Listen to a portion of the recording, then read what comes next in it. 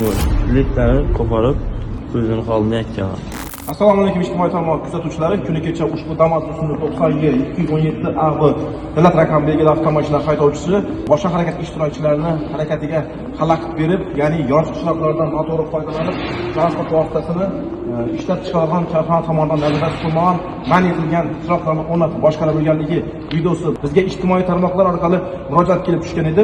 Bugun ushbu holat yo'l harakati xavfsizligi boshqarmasi mas'ul xodimlari tomonidan tegishli tartibda o'rganildi va ushbu transport vositasi va ushbu transport vositasini boshqargan haydovchining shaxsiga oydinlik kiritildi. Belgilangan tartibda ushbu haydovchiga nisbatan amaldagi yo'l harakati qoidalarini qo'pol tarzda buzib, transport vositasida man etilgan chiroqlarni o'rnatib boshqarganligi bo'yicha ma'muriy bayonnoma rasmiylashtirilib, transport vositasi vaqtinchalik ushlab turish uchun jarima maydonchasiga joylashtirildi.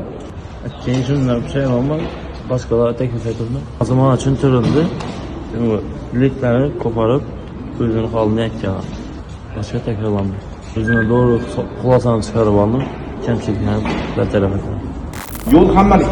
Yo'lda hammamiz harakatlanishimiz mumkin, hammamiz foydalanishimiz mumkin, lekin bu degani o'zingizdan o'zingiz boshqachaliklar transport vositalarini man etilgan chiroqlarni o'rnatib, boshqa harakat ishtirokchilariga noqulayliklar tug'dirsin degan yeri yo'q. Bundan keyin e'tiborli bo'ling, yo'l harakati qoidalariga amal qiling.